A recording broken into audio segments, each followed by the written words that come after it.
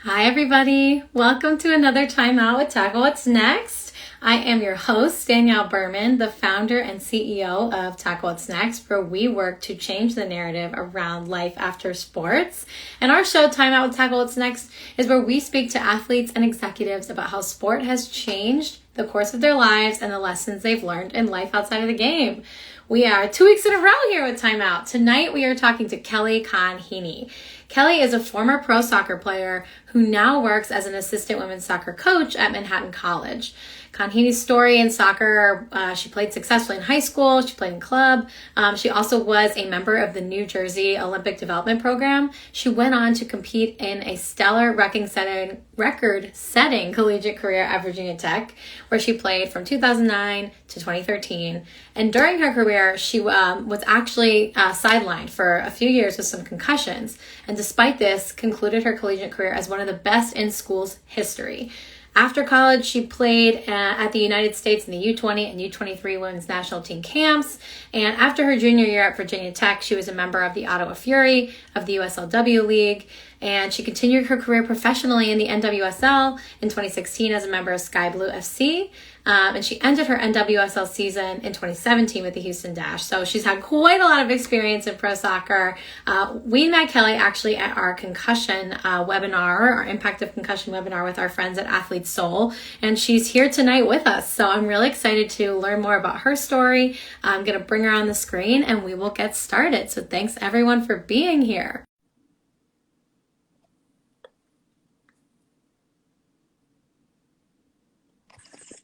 Hi, Kelly. How's it going? Hey, how you doing?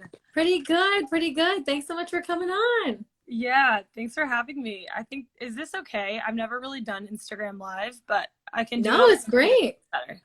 Okay, No, cool. it's perfect. We can hear you and we can see you. So this is I feel awesome. like I'm super close. Like maybe I Well, how's everything? I know you just had a new, I think your sister just had a baby, so you have a new addition to the family.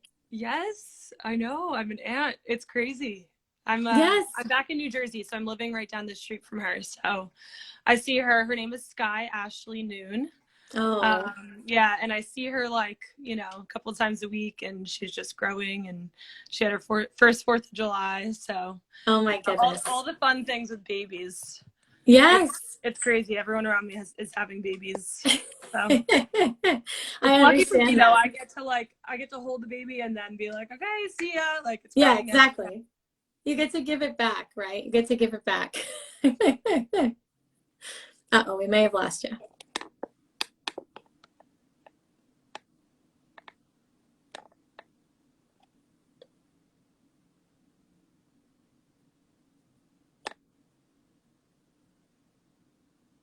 Kelly, can you hear us? Sorry, I There have we no. go. And No, you're all good. Can you hear me now? yeah, we're good. We're good. Okay, I'm gonna put it down so we're not okay. around. Perfect. Let's see. Can we see you yet? Let's see. I can see myself. Okay, good. I don't know why I can't, but maybe that's just my screen here. No, you're fine. That's good. Okay, cool. Well, we'll get started and hopefully this will correct itself on my end here. Well, I wanted to just first and foremost thank you for being here. I know you just are now working as an assistant coach at the University of, Manhattan College. So can you tell me a little bit about that? How did that come to be? I know it's kind of a relatively new development, so kind of catch us up on what you've been up to. Yeah, I'm getting back into soccer for the first time in a really long time. So I ended my career in 2018. I played over in Sweden professionally with Hammarby and the Damallsvenskan. And then I moved back home to New Jersey and then kind of just hung up the cleats. And I was like, just want to start over fresh, try something new, step away from the game for a bit. And then COVID hit. So I was out there for 2.5 years. I, played pickup and had some fun just kicking the ball around, but wasn't really thinking about soccer in the sense that I wanted to get back in with a coaching mentality or a playing mentality. I was kind of just let me just hit the reset button and see if there's something else out there for me, because my entire life up to that point had been soccer. So for me it was was, refreshing, new, but it always felt like something was kind of missing. So an opportunity came up when I moved back to New Jersey in April. And it's kind of one of those things where it's like an opportunity comes your way and you can't really say no to it when it's like that good and kind of like right in your face. It ended up being just too good to pass up. The head coach of Manhattan College is an awesome guy. I get along with him really well. And went on campus, met the girls, saw the campus. I'm in New Jersey, so it's a pretty easy commute for me. If I take trains, it's like 3 hours. So I'll be moving to the Upper West Side. Cool. Yeah. Awesome. Yeah, so that's kind of how it happened. And preseason starts in August. We're in the MAC conference. It's Division I, so I'll be assistant coach. And I've had a lot of coaching experience just over the years, like between seasons, and coached overseas with an organization called Coaches Across Continents, and a bunch of different cultures. And Brendan and I talked about like just my experiences overseas coaching and kind of world experiences, and obviously experience playing at a Division I program, Virginia Tech. He wanted somebody with the experience of playing at that level. So we see eye to eye on a lot of things, and I'm excited to get back into it. It's going to be a really fun season. Oh, that's so awesome. I'm so excited for you. It sounds like Thanks. This is a great fit. This is awesome. Yeah. It's perfect. It all lined up. So. Exactly. Well, I wanted to go back to kind of the beginning of your story, just kind of the very early days of playing sport for you. Can you tell us a little bit about like what was the first sport you played? How did you end up finding soccer? Just kind of walk us through that journey for you. Yeah. So I grew up in a town called Ridgewood, New Jersey, but I actually moved to Illinois when I was like 3 to 5 years old, and that's the first time I apparently kicked a ball. I actually remember dribbling it around. It's like a little story with my grandfather dribbling it around in my backyard, and then I came back to Ridgewood, New Jersey, where my whole family lives. I started playing when I was 8 years old. Played on a team that my dad actually coached for, and it was just for fun. It was just like, let's throw Kelly into a sport. I kind of played all sports, and soccer was the one that stuck for me. I liked softball, tennis, soccer, like really everything, kind of played all the sports up until I had to take soccer seriously. So in high school, I decided to just commit to soccer. I ran track actually 1 year in high school as well. I was a miler, and it was one of those seasons where I was like, this is crazy mentally, like so challenging, individual sport. And I was like, kind of getting looked at for college, and they were like, you can go to some big colleges if you want to continue with track. But I was like, this is winter track. I did this for one season. I was like, I'm just like such a team player, such a team sport kind of person. So, and soccer was always like the big one for me. So, I didn't run track after that season, but I was, like fitness was a big part for me, a big part of my game. So I did enjoy competing in that sense. And then played through high school. I played high school soccer, and then played with my club team. So you play, like a lot of people will play high school soccer. It might be a little bit different now, because now a lot of people are allowed to play high school. But I played high school soccer for my high school, and then I played club soccer like for my club, like during my high school years. And that like some of my best friends were on that team. And honestly, if you look back at that team, like almost every girl went and played Division I soccer. And I actually played pro with two of the girls after college on Sky Blue. Oh, wow. So it was like full circle. And just a really competitive club team. And it's funny because the head coach, boys head coach at Manhattan College was our club coach.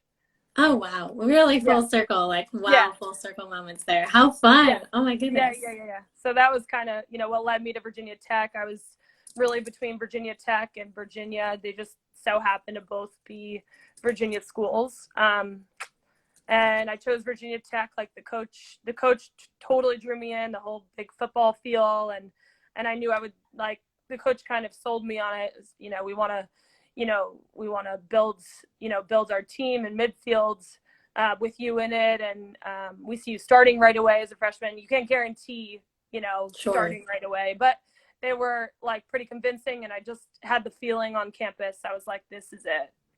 Yeah. So I chose Virginia Tech, and I had an awesome time there. I unfortunately got injured in the end of my career with concussions and wasn't able to play my last 2 seasons. I tried to come back and play a 5th season and wasn't able to come back. There was just like the research at that time. They were just like, you're still having headaches. You're not like fit to play, like medically. We can't clear you to play. I ended up just hanging up the boots at that time, thinking like I would never play soccer again. Yeah. That was kind of how college ended for me. And that's kind of where my coaching journey, I say, started too, because I was like such a player coach from the sideline, even though it killed me, like not being able to compete with my team in the Final Four. When we went to the Final Four that year, but I was just so like, I was just so happy for them. And I knew how hard they worked, and I was just right there with them the whole time. So totally felt like a part of it as much as I could have. Felt like a part of the team, even though I didn't have the same role that I did the previous 3 years of starting and playing every game. I was on the sideline, and I was like, all right, got to put on my coaching hat. So that's kind of where the whole coaching career started. Yeah, no, I think that's, obviously it's probably been a tough decision to make for yourself, right? I remember when you had talked about, you've been really open about your experience with concussions. It's probably a tough call to kind of say like, look, I can't do this right now, or I have to step away or kind of be involved in a different way. Totally. Can you talk a little bit about not only what that was like for you, but why you feel so strongly about like speaking at events like what we did with Athlete Soul, or kind of sharing your experience with concussions with other folks?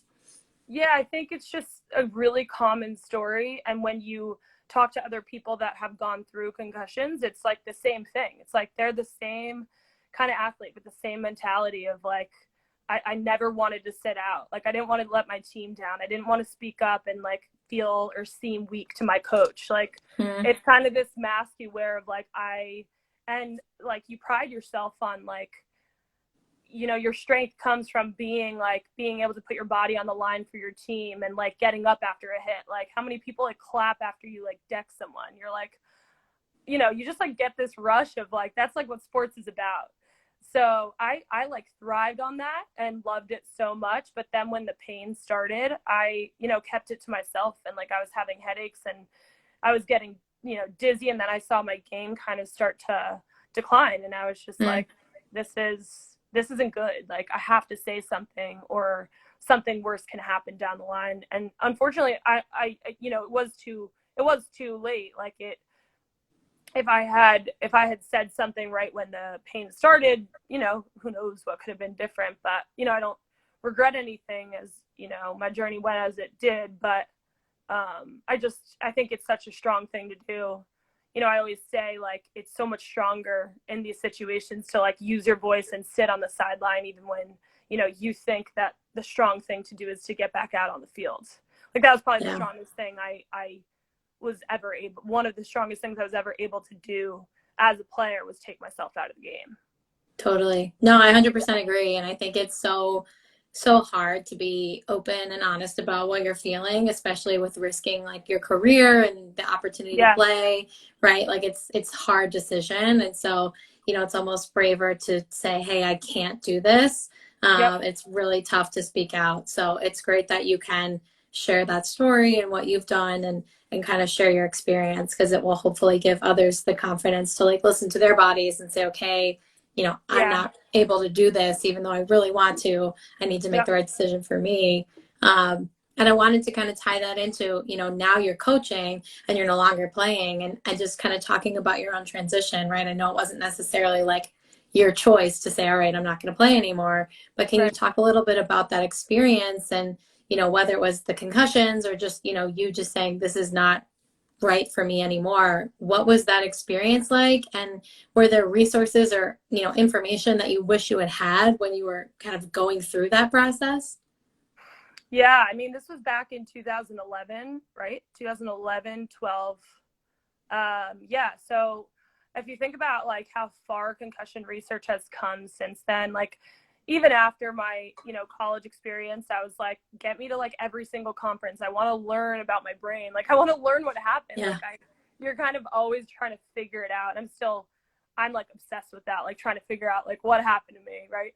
And I don't have all the answers. And I think that's the hard thing is like when you're injured or hurt or like sick, you're like, I just need answers. I need something to hold on to be like, this is what happened. And this is why, why I started getting symptomatic. Was it all brain related? Is it my brain? Like I was over and over again, I was like, my brain's messed up. So I was like convinced that I was not ever going to be okay. Like my brain was never going to be okay again. And that's like such a scary place to be because it's your brain and you only have one. Yeah. So, and they, talk about that with concussions, especially back then. It's like, it's your brain. You only can't mess around with it.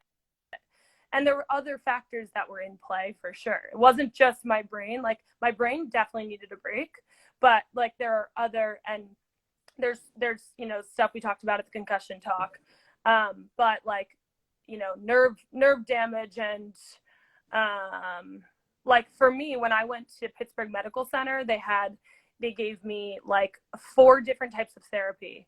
And they were like, you need to do vestibular therapy and all these things you can look up if you want. Ocular therapy, my eyes were all messed up. Yeah. Exertional therapy. So I needed to like, one of the big things was like, I could go on like a 20-minute run at like a very slow pace. But like once I like maxed out, if I did like sprints and then like took a break after every sprint, but got my heart rate back up and then down, that is what triggered me to be like, okay, I'm not okay. Now I'm messed up for like 3 days. So there were so many different things. The exertional therapy helped me like balance my system out. All the things balanced my system out, including my eyes, which were it's so crazy how it all plays into it. But there were so many different symptoms that I was so like grateful and thankful to get those answers at a time when like I didn't have anything to hold on to other than my brain's messed up.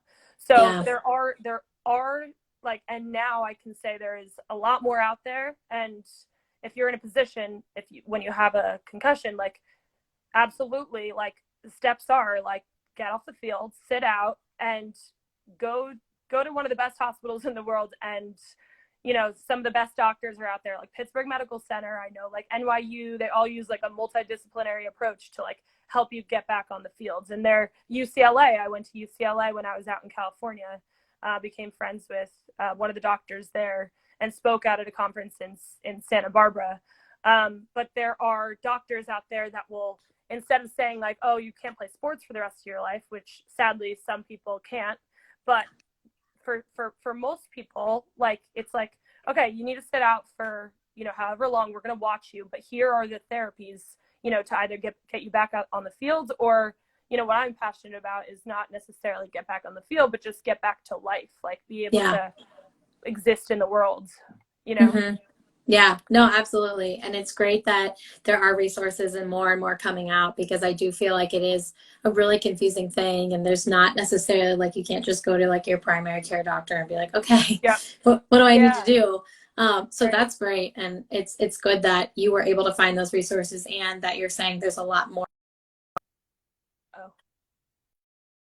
In terms of like getting back to life, so not even just around concussions, is there a piece of advice you would maybe give to athletes that, whether it's an injury or they just can't play anymore and they need to kind of move into another part of their career journey, right? No longer as a pro or college athlete. Was there something that you wish you would have done, or something that you did that you feel like set you up for success, or any advice you would kind of give to someone leaving athletics? Yeah, that's such a good one. And I wish like I had like a handbook on how to do it. And what I would just say to people now is it's a hard transition either way. Like it's going to be hard. So like buckle up, but like it's going to end at some point. And it's like, you're going to feel so lost. Like you're going to feel like, what do I do? Like this was my whole life. Everything was built in for me, practice plans, like my eating plan, like everything is just built in for you. So you don't really have to make, you know, those big decisions in life. And then, like, you know, that's kind of why I moved out to California. A big reason why, and because my cousin Courtney was out there, who I don't know if she's still on this, or she was on there before.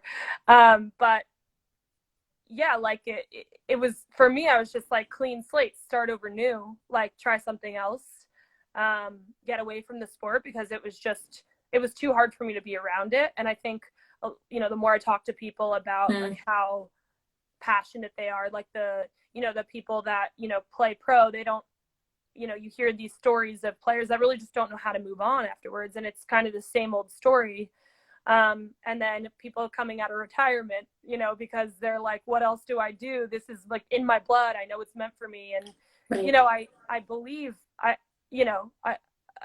believe it is in your blood. And it, you know, I think that's where I am right now, able to kind of get over that bridge of like, there is something else I can do, like really believing there's more that I can do with this sport, like as a coach, than I ever did as a player. And that to me is like to be, you know, determined once I get on the field again. Yeah. And, you know, I really feel like there's so many different ways you can coach. It's not necessarily stepping on the field, but, you know, what you're doing, like, and spreading the message of like different athletes and different, you know, positions out there, maybe not necessarily athletes, but people in those roles.